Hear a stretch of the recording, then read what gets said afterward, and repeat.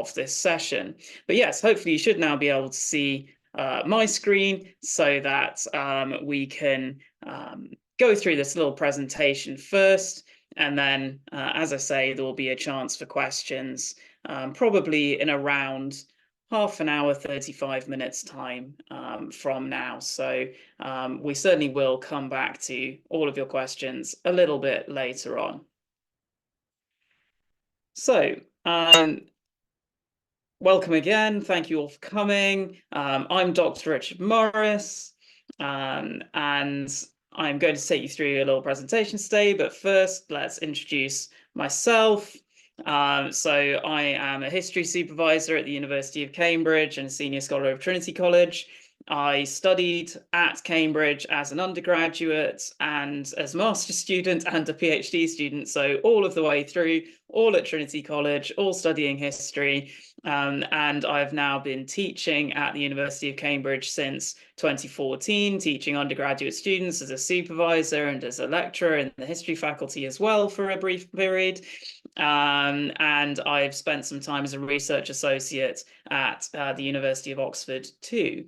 I've been teaching with Immerse since 2018, both online and in person. And I have some experience of the university admissions process, both from having been through the process myself, and indeed having done some assessing of applications. Particularly, I marked a lot of admissions tests for historians, and doing a little bit of interviewing as well. And of course, I've seen many bright young students in the application stage, supporting them, and indeed through the students that I've taught, people who have successfully come through the application process. So, oh, and I've also been involved in school outreach as well, where all of the Cambridge colleges are involved in schools outreach, and go and speak to students who might potentially apply to Oxbridge. So I've seen a wide variety of young students who are aiming for top universities. And hopefully I can share some insights and general principles with you today. So first up, we are going to talk about the admissions process, particularly with a focus on admissions tests and interviews. And then there'll be a broader Q&A a little bit further down the line where you can ask me any questions that you might have either already or as a result of what I end up saying. And in terms of learning objectives, the main thing is for you to feel confident that you understand the process, what it is that you need to be doing in the early phases of the process, how it works, how it operates, and that you gain some sense of direction and what you can work on now to improve yourself as a candidate for that admissions process. And of course, a lot of my experience comes from my familiarity with Cambridge especially, but these principles will apply to a lot of top universities in the UK and indeed around the world. And one thing to bear in mind really is that university applications are something that you should be thinking about quite a way in advance of actually arriving at the stage of the interview or the final decision. And really, at least a year before you intend to go to university, you should be really starting to ramp up your consideration of where you might go, maybe by visiting universities. There are also opportunities for virtual tours of universities. All universities and colleges have excellent websites now you can take tours on. So if you're not able to get there in person, that's another option for you. But if you can, it's a great idea to go and visit the universities. Dive into the subjects, thinking about which subject you're wanting to study, but also what subjects are being offered at different universities, how they're being offered, what the nature of the courses is. It's never too early to be thinking about that. And I'm going to talk about this a little bit more in a moment, but also really thinking about what type of course will suit you and your skills and expertise. Also, perhaps you might want to think about extracurricular activities, and whether you're currently doing a lot of extracurricular activities, whether you might want to start engaging more with that side of things. Because again, as we're going to talk about, it is not all just about it is not just all about the academic side of things. It is also about the roundness of the student. You know, are they an all-rounder? Do they have more to them than just their academic grades? Although, having said that, I think it's best when the sides line up in terms of the extracurricular skills you have, reinforcing your academic interests and abilities and skills. And perhaps within 6 to 9 months before, you should really be sort of focusing in, starting to think about different elements of your application. If you're considering Oxbridge, which is divided into different colleges, you might want to start thinking about which particular college you're going to apply to. There are a number of considerations, by the way, you might bring into that if you are applying to a collegiate university. So in the UK, that is Cambridge, Oxford, or Durham, that are divided up into different colleges within the university. And you might want to think about what size of college you would like. Would you like to be in a small college where you might know everyone, feel, you know, very sort of homely in that respect? Would you like to be in a larger college, which might have slightly more by way of facilities or perhaps money for scholarships? Different colleges offer different scholarships as well. It's not just the case that the richest colleges offer the most. There are specific colleges with specific funds and scholarships for specific things, perhaps for people from a particular region, studying a particular subject with particular characteristics or particular interests. So it really is worth looking around all the different college websites and visiting them to really understand where you might fit best in terms of the type of college you're looking for, the type of support it might have if you need that financial backing, and the interests as well of the fellows and teaching staff at that college, which you should also take into consideration. Of course, your degree will still come from the university centrally, and will be the same whichever college you're at, and you'll attend the same lectures and so on. But colleges do take the primary responsibility for organising teaching, and so if there are, you know, particular academic staff that you'd like to be taught by, perhaps consider applying to that college in the first place in order to have the best chance of being taught by them. Do start to think at this sort of 6 to 9 months before stage about preparing for admissions tests. Your initial search of university should have revealed which ones have admissions tests. Now, most subjects at Oxbridge have a pre-interview admissions test that comes after your initial application, a type of aptitude test. We'll talk about that more in a bit, but look up what those are. Think about how you might be able to prepare for them. If you're applying for subjects like medicine, then all universities will have an aptitude test as well.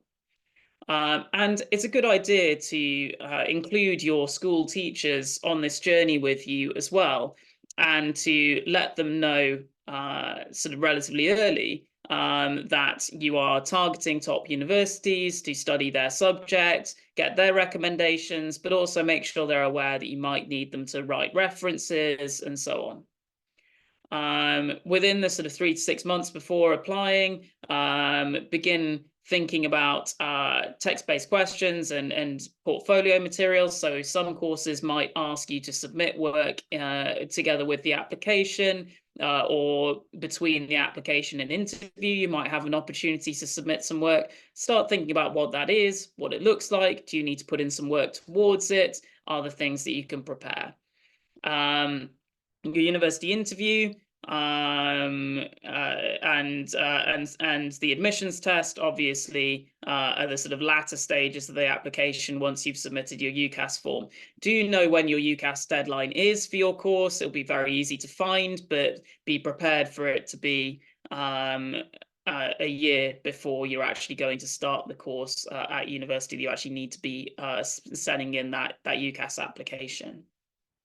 So I think the main lesson is to be ready early on these things. How does an Oxbridge application differ from other universities? Just worth thinking about for a moment. You're not necessarily all thinking about Oxbridge, but if you are, it is a slightly different process from most UK universities. The bit that is the same is that everyone applies at first through UCAS, the Universities and Colleges Admissions Service. That's the same for Oxbridge and for all UK universities, and you get the opportunity there to upload information about your academic performance, your exam grades, and so on. And the sort of main unique element of your application there is a short personal statement, which goes to all of the universities you're applying to, explaining what it is that you are interested in, why you want to study this subject, and a bit about you as an individual. And that is something that you'll want to give some thought to. But it does go to all of the universities you're applying to, and you might be applying to 5 universities.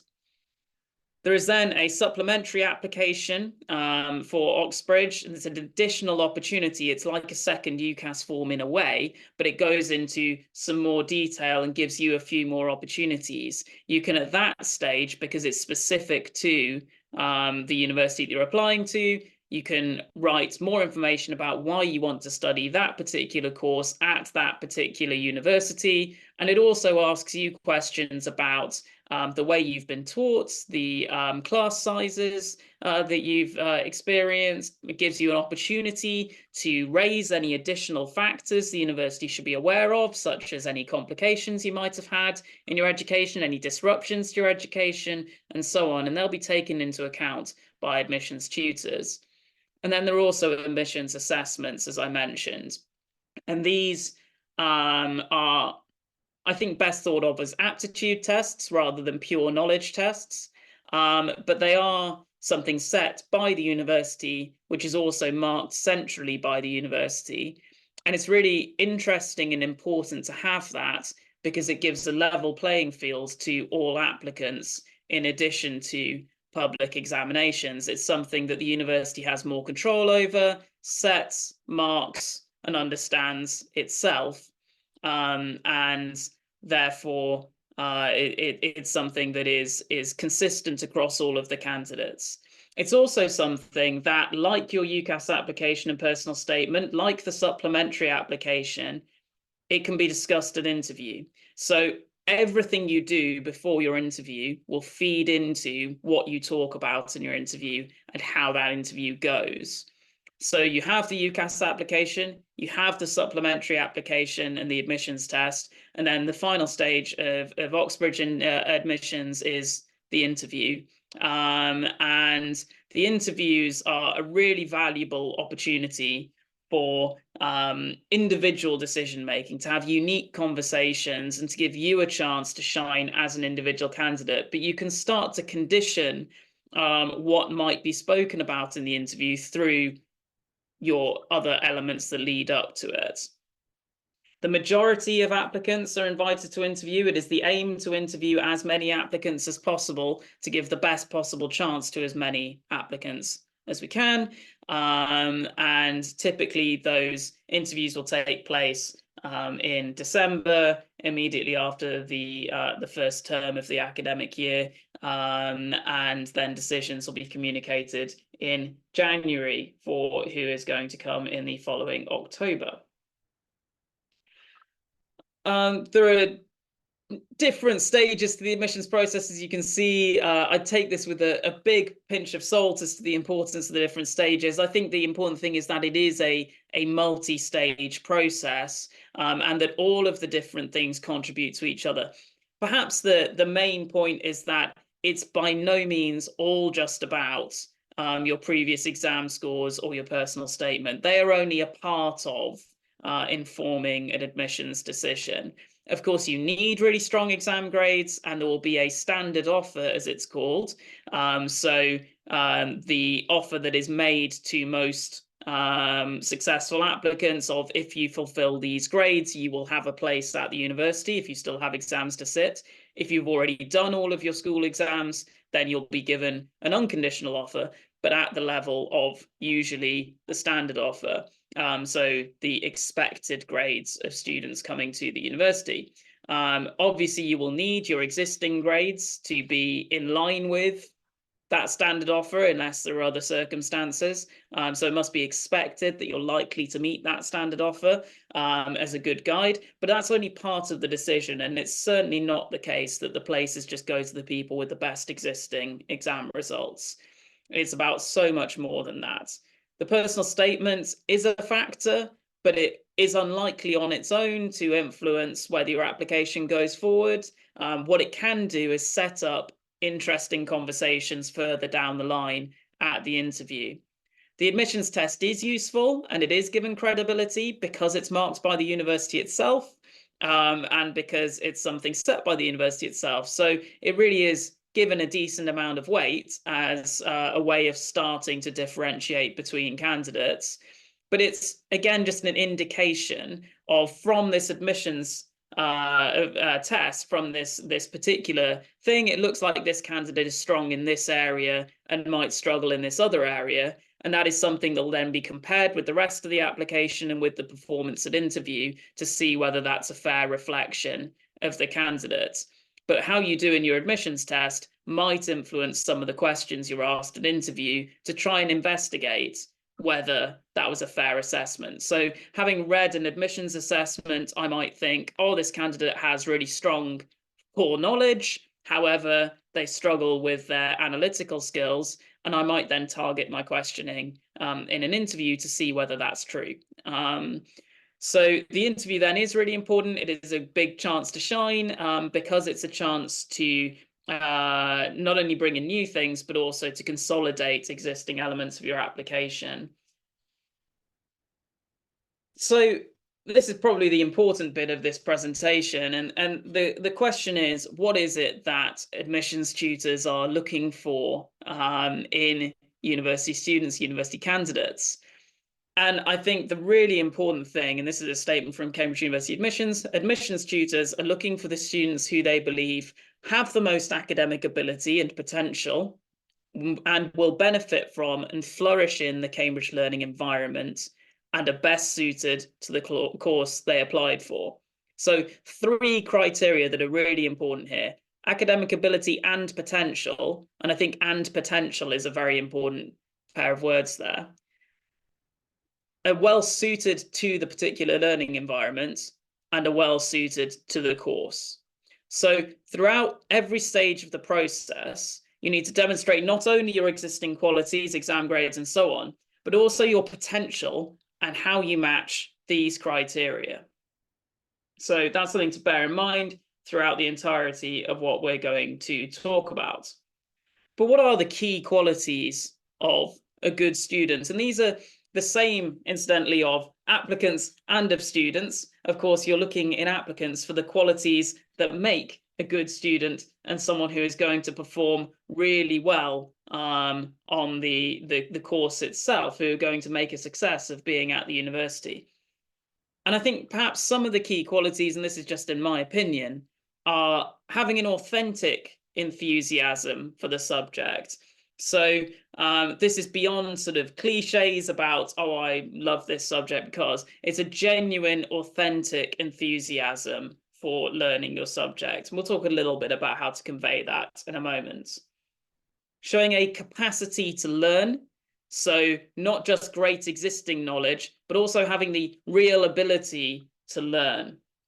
And not just to learn through being given information, but also to self-direct your learning, to be able to go out and find information and materials for yourself and to benefit from that. The ability to think critically as well. So not just to receive knowledge, but to question knowledge, to challenge knowledge and what you're being told, to engage with it on a genuine intellectual level. The ability to articulate your thoughts and to debate your thoughts as well. So to express what it is you're thinking, to take challenges on it, to adjust your thinking where appropriate, or to defend your position. Being responsive to teaching. So that again is about being able to adjust around finding out new information. How can you incorporate that into what you already know in order to move forward and to learn more? And also being reflective and self-analytical. It's students who think about how they can improve themselves as well as being told how they can improve. Do you go back over work you've done and think, how could I have done that better? How can I improve further? What don't I know enough about? And that's a really good hallmark of a strong student. So what can you do now at this stage? And I'm speaking for whether you're years off applying to university or whether you're applying as we speak in the next couple of months. There are things that you can be doing. And obviously, hopefully, if you're applying very soon, you're further down the line with some of this. But at any stage, these things will help. Perhaps the main thing you can do is to develop your interests. And this is beyond what you're taught at school as much as possible. You want to be at a stage where you're really taking ownership of your learning, directing your own learning, molding yourself into that candidate that they want at university. And that's about learning beyond the curriculum, outside of just what you need to know for exams and just what your teachers are telling you. So you can go and obviously read into your subject, read more deeply, research, attend talks, maybe go to museums, take courses like the ones that Immerse offers, and so on. Go beyond just what you're taught at school. I think it's good, though, to jump off perhaps what you've been learning in school. Maybe there's something that has come up in your subject that you're really interested in, but has only been covered at a very basic level by your teachers. And you go, actually, I'm really interested to find out more about that. Go in with a question, try and solve your own questions rather than waiting for your teacher to solve them by reading articles online, by researching things yourself, and by going and investigating it. You can also enter academic competitions. At the start of the session, someone mentioned the Immerse essay writing competition, which is one of them. There are a number of academic competitions you can enter. If you're doing a science, maths subject, Olympiads are a great example. A lot of successful candidates in natural sciences and maths mention Olympiads. There are also essay writing competitions, which a number of top universities and a number of the Cambridge colleges run. If you go through the different Cambridge College websites and Oxford College websites, you can find these competitions that are run, and other top universities may well also have them. It's a good idea to enter them because you can't lose. If you enter and do badly, you never have to mention it again. But if you enter and do well, you can talk about it in your application. And it doesn't matter whether it was the competition run by the particular college you end up applying to or the particular university you end up applying to. It will reflect well on you, whoever ran the competition and wherever you end up applying. So my advice would definitely be about a year before your interview date, end of your application, start looking at, can I start doing some of these competitions? Because some of them might go well and it might be a boost. And if they don't go well, it doesn't matter. Gain experience wherever you can. So particularly if you're doing a more vocational subject, one that leads into a career quite naturally, if you're doing a subject such as law or medicine or veterinary medicine or something like that, try and gain some experience. Can you go and shadow someone who does that career currently? Can you get some work experience? Can you volunteer? Can you just go and sit in at a courthouse during some proceedings if you're interested in criminal law? Do everything you can to get a bit of an insight. But I think what's really important as well is that you make a note of what did I learn through that experience? Not just what experiences was I able to get, but what did I learn from them? How did it continue to develop my interest in the subject and get me asking new questions and further questions? Strengthen your complementary skills as well. So if you're interested in computer science, obviously you could learn coding or something like that. If you're interested in history, maybe if you could speak multiple languages, that might help you to understand different countries' histories and original sources. And also look at extracurricular activities, sports, etc. Some universities have sports scholarships, which can be great. That's much more of a thing in the US than it is in the UK, but there are UK universities that have sports scholarships, music scholarships, etc. That could be great, and if that's something you think that you might be able to apply for, look it up in advance. But even if not, do expand out your extracurricular studies. I think in terms of how you bring it up in an application, talk about the skills you've gained through those extracurricular pursuits and talk about how they relate to why you're going to be a really good student. So perhaps you've learned to be disciplined in your time management, you've learned to work well with others, or you have acquired a skill that is going to be useful in some way towards your course. Extracurricular activities are great because they show the skills you have as a person. An admissions tutor doesn't actually particularly care if you're brilliant at playing the flute or whatever. It's what it says about you as a person, so bear that in mind.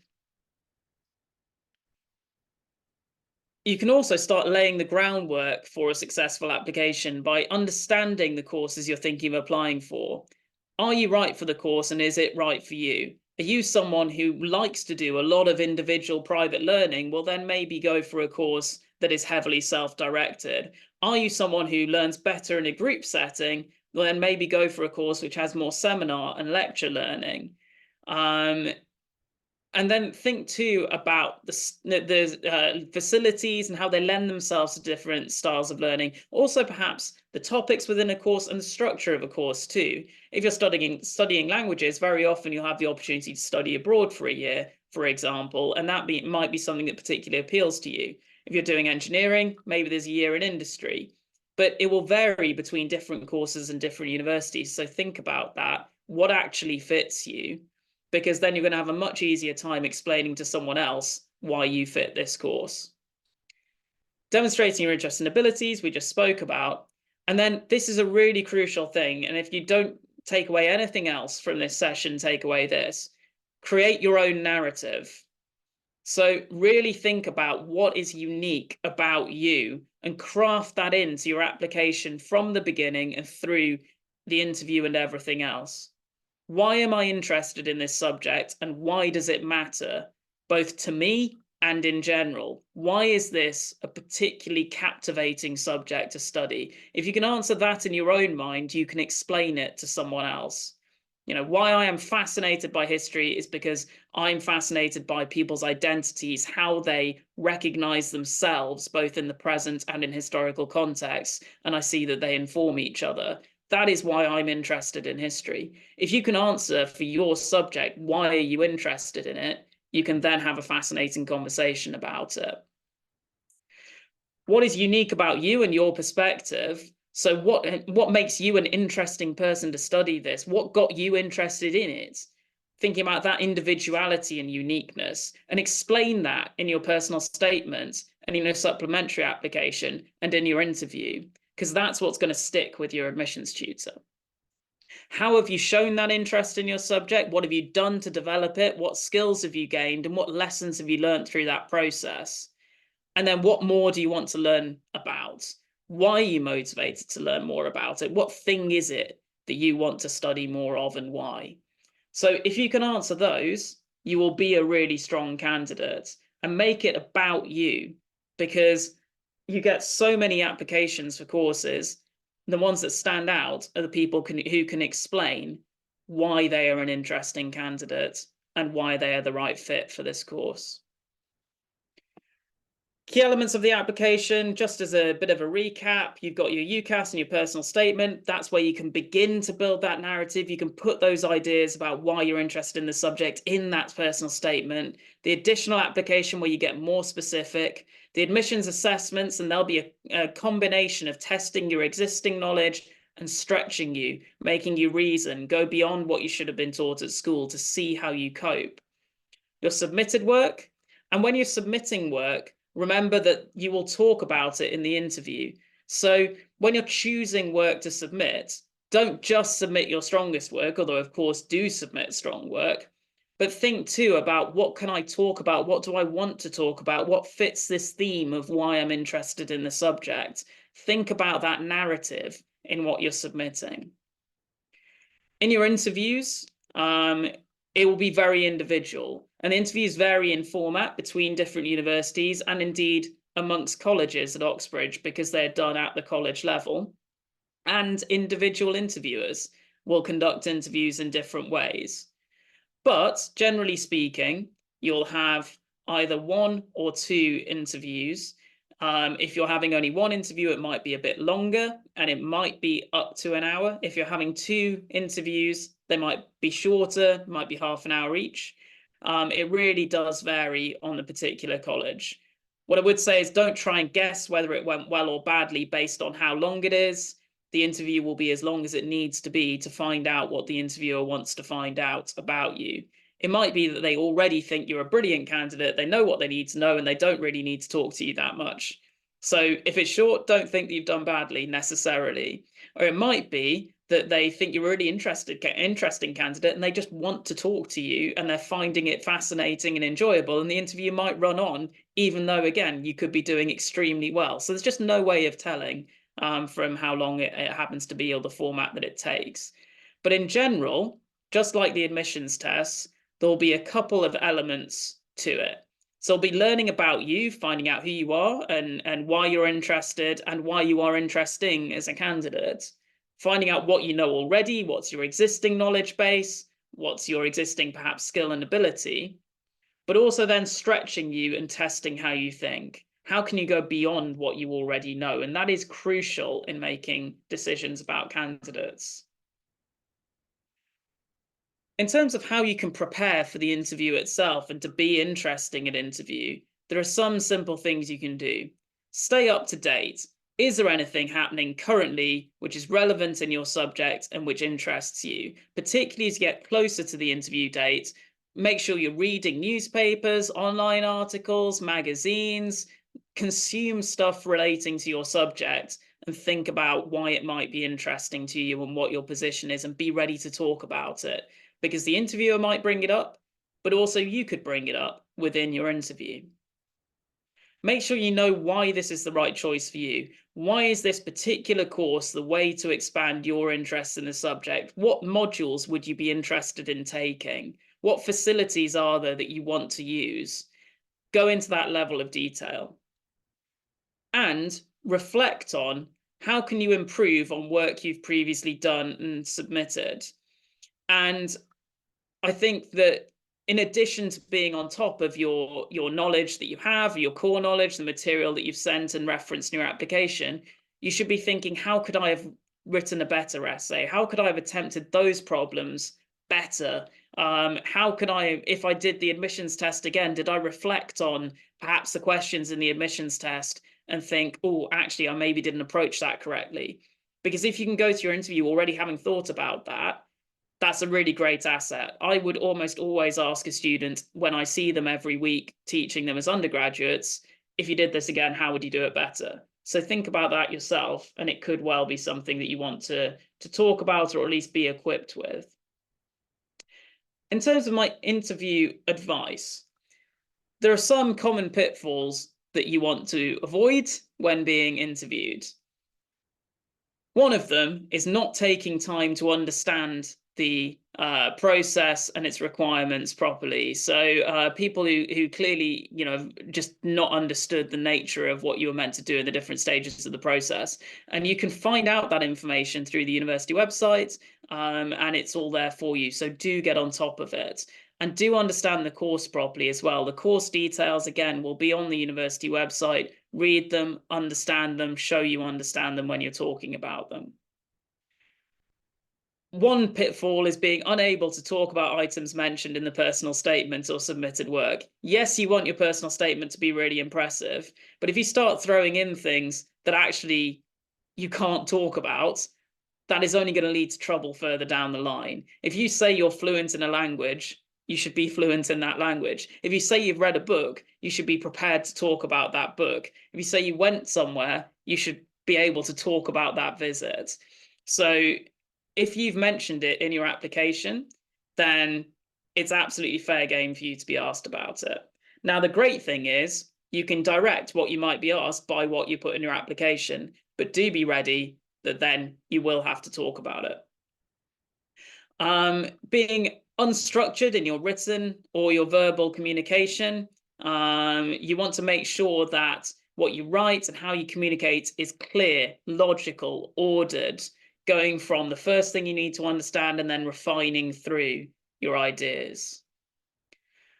People rush to speak in interviews, and that's almost always a mistake. Take a moment, think about what you're saying before you say it. Sometimes you find people defending the indefensible when they're challenged on an idea or failing to react to new information. So people thinking that they have to stick by their guns when they make a point in an interview, even when the interviewer is giving them different information. And that can be a big mistake, and you end up looking foolish. But another common mistake is also abandoning a perfectly reasonable position when pressured. A really common interview technique is to take the opposite line of argument to the candidate, whatever the line of argument the candidate takes. So if something is debatable and there are 2 points of view or multiple points of view available, whatever the candidate says, you'll take an opposing point of view. And that, sometimes that the candidate isn't wrong. They just need to explain what their position is logically. But if an interviewer brings up a point of fact or a piece of evidence that clearly undermines what you've said, it's foolish not to react to that. One thing that's really annoying is generic or insincere statements about your interests and motivations rather than genuine and personal ones. Don't be afraid to bring yourself into it, to talk about why you are genuinely really interested in this subject. That's going to come across so much better than just bland, generic statements about enthusiasm. Equally, presenting widely held opinions as though they're original. If there are opinions that everyone thinks, don't try and pass them off as your brainchild. There are bits of just self-sabotage, people coming and not allowing enough time to get to an interview in a relaxed manner, or putting themselves too tight up against deadlines to write good personal statements, etc. Don't self-sabotage. Make sure you're on top of the process. Sometimes people make the mistake of assuming there's always a right answer, or failing to realize as well that being right is often less important than how you reasoned it. So almost all of the application process is about understanding how you think. So if you think clearly and logically, that is the most important thing, even if you don't necessarily get to the right answer. If you get to the right answer but can't explain how, that's useless. Sometimes people attempt to sound clever in how they write or speak in the application process, but it ends up being almost impossible to understand. And that doesn't do you any good. Being clear in your communication is far more important than using long words. And interviews are a dialogue, they're a conversation, an opportunity to engage. So you need to treat them like that rather than a presentation. Have a genuine conversation with your interviewer. So here are my top tips. And this is the final bit before we go into a general discussion. And I know I'm taking all of my time here, but take a moment to think before you speak in an interview. If someone's asked you a question, take a moment to process, to understand before you then present your answer.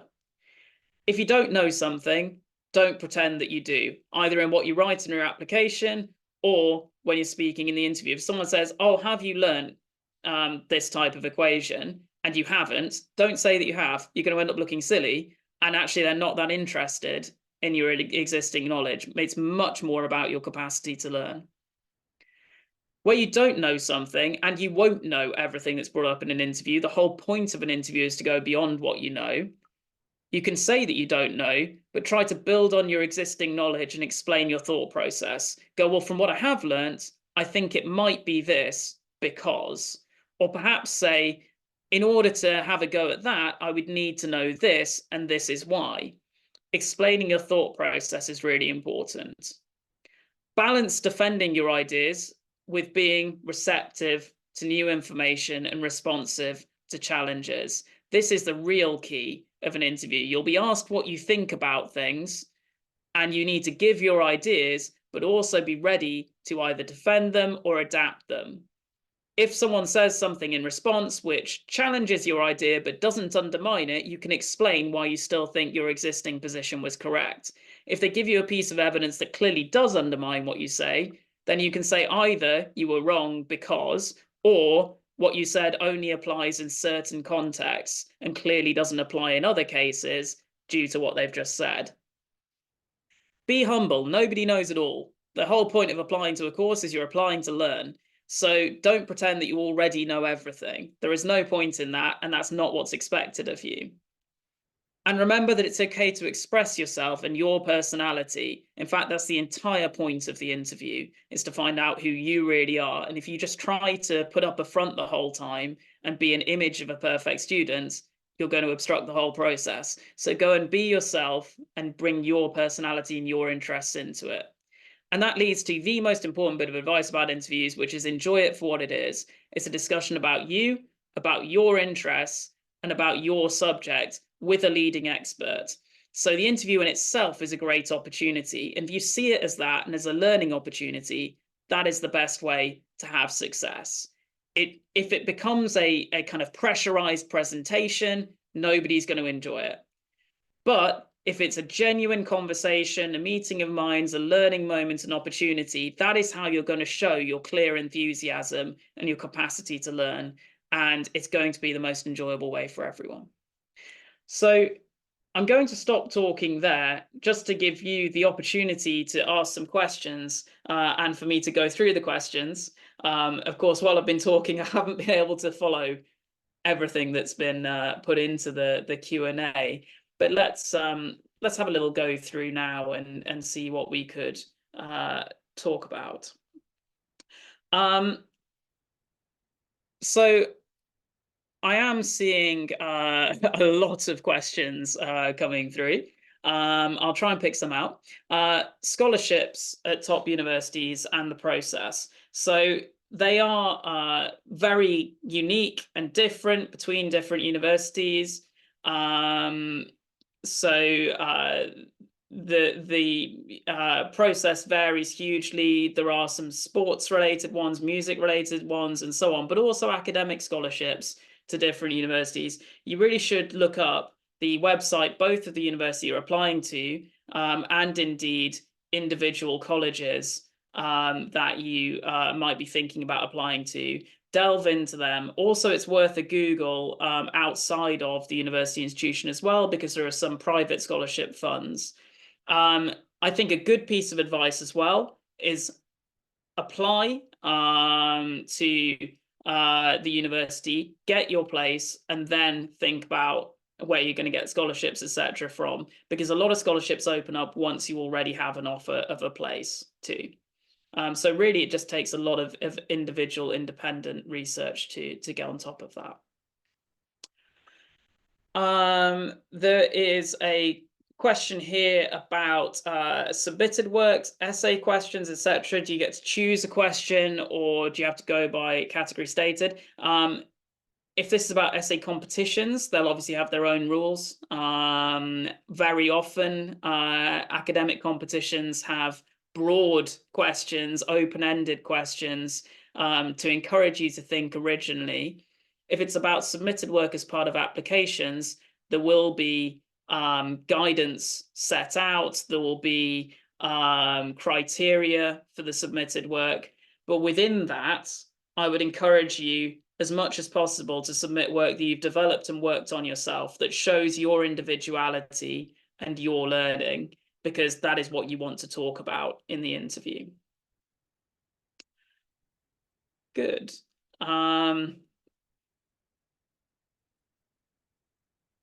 There is a question here about the master's degree at Oxbridge, and I think maybe it's worth talking for a moment about the fact that, yes, you obviously can apply to different levels. This presentation has been about undergraduate applications for the most part.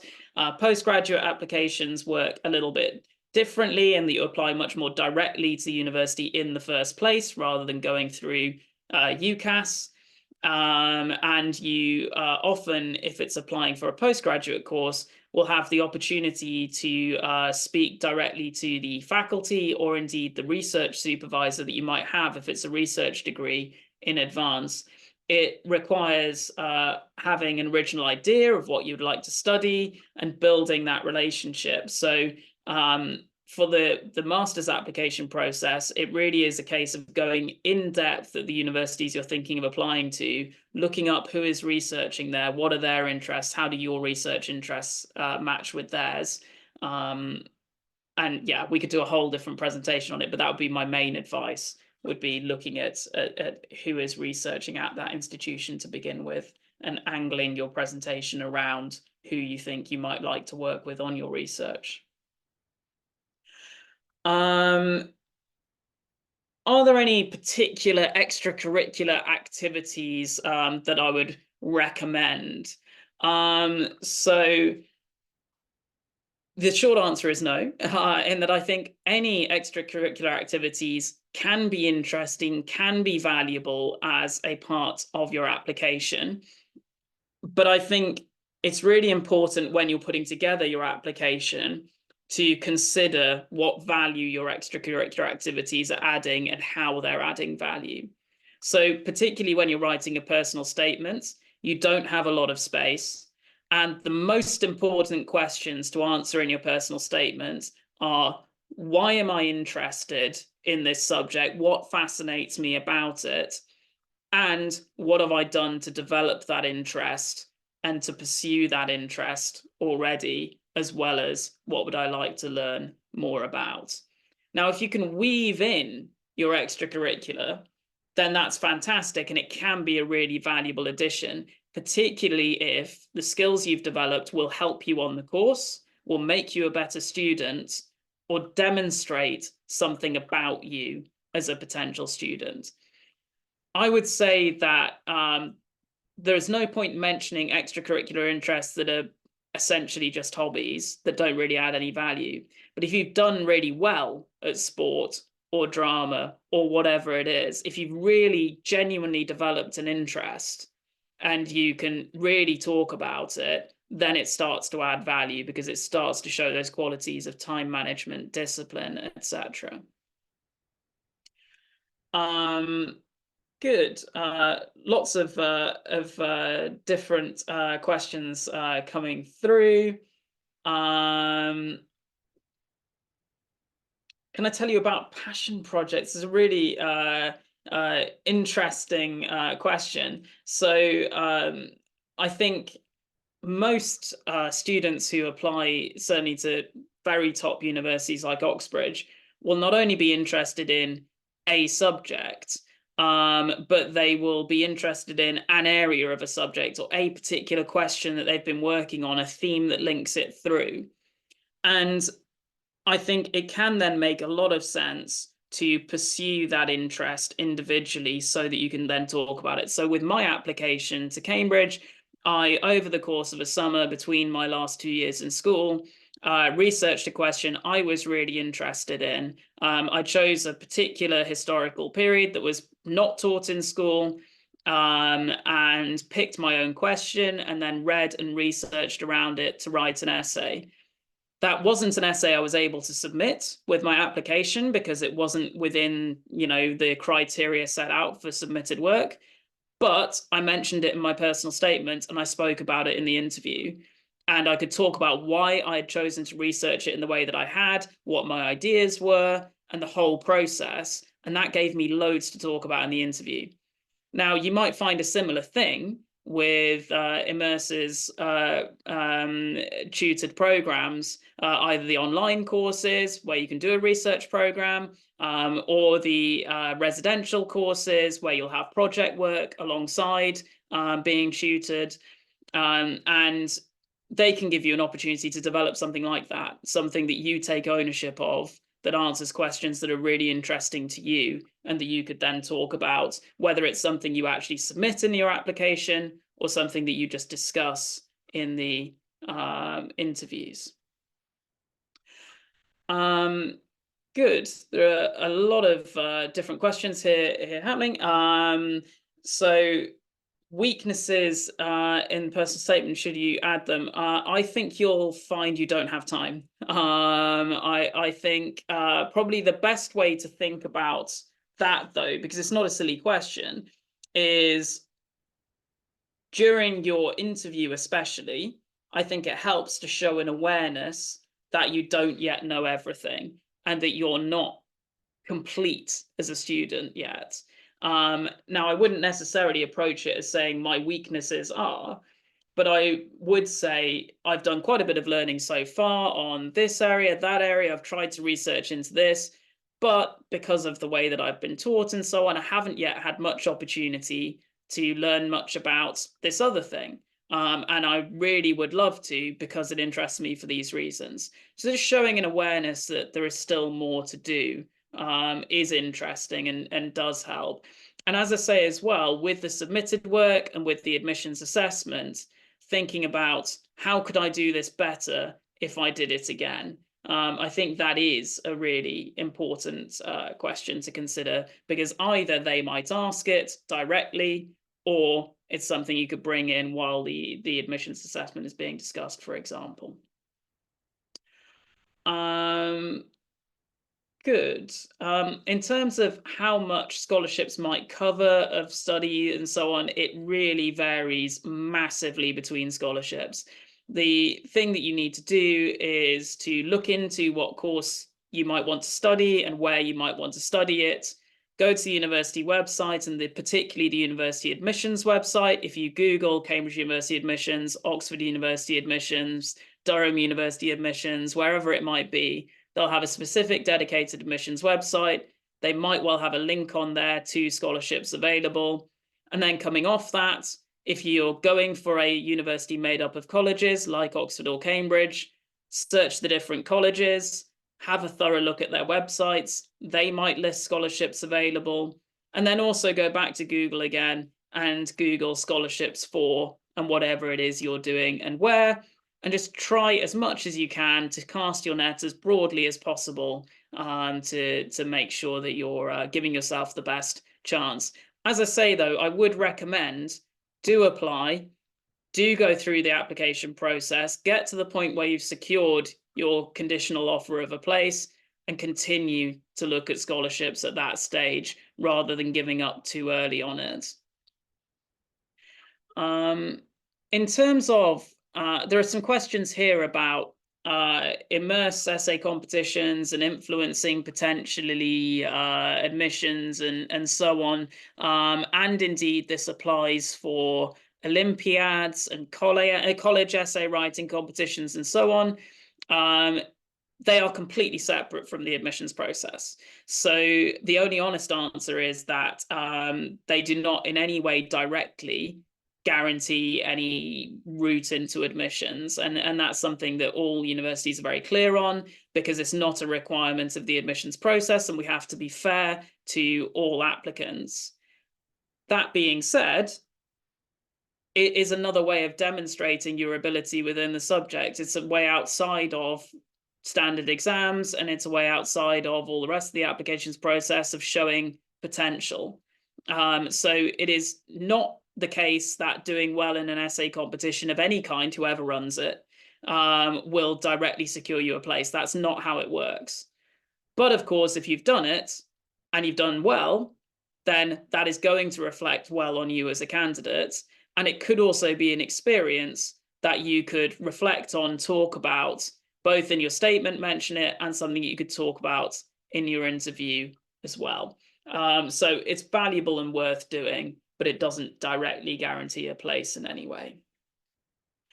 There are lots of questions about applying from different places around the world. And I think a really important thing to say here is that top universities are heavily international, and Oxbridge, I can certainly say, wants as many international students as possible. It's absolutely not the case that there is any disadvantage compared to home students, and so on. What there might be is other opportunities for specific scholarships and so on, which could be there for people from different geographical areas. It might well be that there are some offered domestically in different countries for students going to study in the UK, etc. And it could well be that there are other scholarships, such as the Gates Scholarship at Cambridge, which are international scholarships. Talking about admission tests, and this might be the last question that I get a chance to answer. There's so many coming in, but information on admissions tests, well, they do vary by university and by subject. They will give you a lot of information on the university website when you're thinking of applying, and there will be example past papers. So it is really worth looking at the information on the university website there to get the best insight. What I would say is that it will give you an idea of how you might want to start preparing, but the whole point of admissions tests is that they're really hard to prepare for. All you can do is be on top of knowledge you should have from exams you should have completed at school. So do revise like you would for a school exam. But beyond that, it's an aptitude test. It's about your reasoning and how logically you present your ideas. So just bear that in mind while you're doing the test. What challenges can be faced in international students? There are challenges in international students, just in terms of making sure you understand the process in terms of looking at application timelines, which can vary. And there are obviously questions around visas and so on. What I will say is that universities and their student unions will really go out of their way to support you with that. So it's also worth, once you've looked at the university websites, look at the student union of that university, because they will have an international officer, they'll have an overseas officer, and they will really try to help you if you have questions. So that could be something that's very worth doing. And no, not all universities have interviews, but it is a really important part of the process for a number of top universities, because it gives you a chance to shine individually. And I think that brings us to the end of this webinar, certainly of my involvement in it. You'll see in the chat the next masterclass has been dropped into the chat. If you'd like to look at that, I believe there will be a recording of this available to you afterwards. And I just want to leave you with the idea that, yeah, applications are something to be excited about, develop your interests, and enjoy interviews as well, and the opportunity to talk to leading experts about your subject and why you're interested in it, and approach the whole thing with that attitude, and it will be the best. Thank you so much, Dr. Richard. That was much appreciated. I can see now on the chat that everyone's really happy about it. Everyone's saying thank you. So thank you so much for that. Yes. Okay. Thank you. More thank yous coming in. Yes. So everyone, I have dropped the uni admissions masterclass, which is next week. So this is a uni admissions is a partner company of ours, and they'll basically be talking about their process and then how they could help in terms of more applying into universities, especially Oxbridge universities. So if anybody is interested in that, be sure to click onto the link and apply into them. And if I could see that there was a lot of people with questions on the essay competition. I just want to say that this masterclass was not about the essay competition, but if anyone still has those questions, I know Dr. Richard was trying to answer some of them, but for more questions on the essay competition, we have a series of countdown webinars. The deadline for the essay competition is on the 12th of September, but next week from the 4th of September up until the 6th, we have a 3-day intensive like webinar series solely on the essay competition that will be led by Dr. Kimberly Anderson. So please be sure to check in and we definitely will be able to answer your questions on there. With that being said, thank you so much, Dr. Morris, Dr. Richard Morris, and it's been incredible. I'm learning a lot, and I've graduated university already. So thank you so much, and thank you for everyone for tuning in, and we will see you in the next masterclass. Thank you. Thanks, everyone. Bye.